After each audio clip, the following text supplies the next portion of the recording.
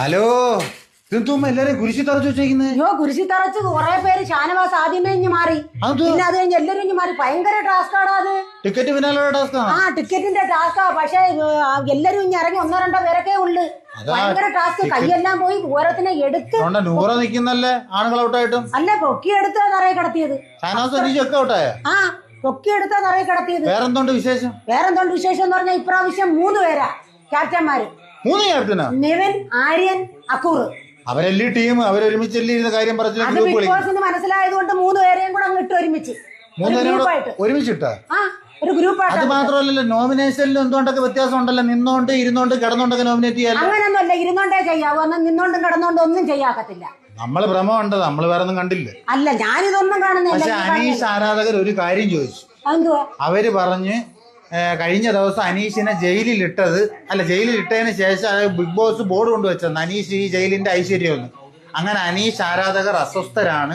അവര് പറഞ്ഞ അനീഷ് ആരാധികയായിട്ട് ഉമ്മ ഇതിനെ കുറിച്ച് ഒരു അക്ഷരം പോലും വേണ്ടി. അതിലെനിക്കും വിഷമമുണ്ട്. പക്ഷേ ജയിലിന്റെ ടാസ്കിൽ അനീഷ് ജയിച്ച്. ഇനി വീട്ടിൽ ജയിക്കണം. ടാസ്ക് അല്ലല്ലോ, ജയിലിൽ ജയിച്ച്.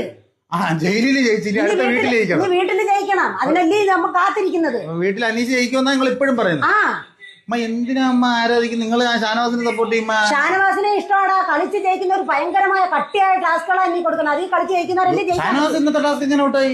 അത് വയ്യാത്ത സുഖമില്ലാത്തതായതുകൊണ്ട് ഔട്ടായി. ആദ്യമേ അല്ല, അത് പിടിച്ചോണ്ടിരിക്കപ്പോ ആർക്കായാലും നമ്മക്കായാലും പാടാം. എന്നിട്ട് അങ്ങനെ ഇറങ്ങി. അതിലേ ഔട്ടേ? അതിലെ എല്ലാം ഇറങ്ങി.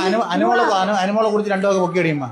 അനുമോളെ കുറിച്ച് പൊക്കി അടിച്ചാണ് ഓരോരുത്തർ പറയുന്നതെന്ന് പറഞ്ഞാൽ 16 ലക്ഷത്തിൽ 1 ലക്ഷം എനിക്ക് കൊണ്ട് തന്നെന്നാ പറയുന്നത്. ജനങ്ങൾ പറയുന്നത്. പിന്നെ അതും കൂടെ കേൾക്കണോ ഞാൻ? അല്ല, എന്നാലും നമ്മൾ അതൊന്നും നോക്കണ്ട. ആളുകൾ ചുമ്മാ 16 ലക്ഷം രൂപ എടുത്ത് PR കൊടുത്തിട്ട് അതിന്റെ അകത്ത് വട്ടാന്നമ്മ. 16 ലക്ഷം രൂപ എടുത്ത് വല്ല ബിസിനസ് ചെയ്യുക, വല്ല വീട് വെക്കുകയും ചെയ്യും. അതല്ല, ഇതില് ജനങ്ങൾ എന്ന് പറഞ്ഞ പ്രേക്ഷകര് അന്നന്ന് കാണുന്നത് അവിടെ നടക്കുന്ന എന്തോന്ന് വെച്ചാൽ അവർക്ക് വോട്ട് കൊടുക്കും.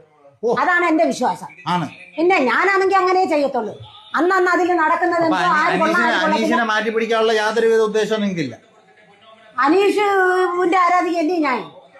അങ്ങനെ എങ്ങനെ മാറ്റി പിടിക്കൂടാ? എന്നാലും നിങ്ങൾ അങ്ങനെ അനീഷിനെ മാത്രം പിടിച്ചോണ്ടിരിക്കുന്നത് ഞാൻ പറയുന്നത് ലാസ്റ്റായി. എല്ലാരെയും ഇഷ്ടമാ. വേറെ ആരെങ്കിലും മാറ്റി പിടിക്കുന്നതായിരിക്കും നല്ലത്. എല്ലാരെയും ഇഷ്ടമാ. ഇനി ഇതിനകത്ത് കട്ടി ടാസ്കുകൾ കളിച്ച് ജയിക്കും. ടാസ്കുകളും കാര്യങ്ങളും വരുന്ന ഫൈനലിനോട് അടിക്കാൻ പോവുകയാണ്. നിങ്ങൾ ബ്രോസ്റ്റഡൊക്കെ കഴിച്ചൊന്ന് ആരോഗ്യമായിട്ടിരിക്കും നിങ്ങള്. എനിക്ക് ബ്രോസ്റ്റഡ് ഒന്നും വേണ്ട. പ്രേക്ഷകരെ, എന്ന് ഈ ബ്രോസ്റ്റഡ് മേടിച്ചോണ്ട് വെക്കുന്നത് ചുമ്മാതാണ്. ഞാൻ ഒരു വകയും തിന്നത്തില്ലേ.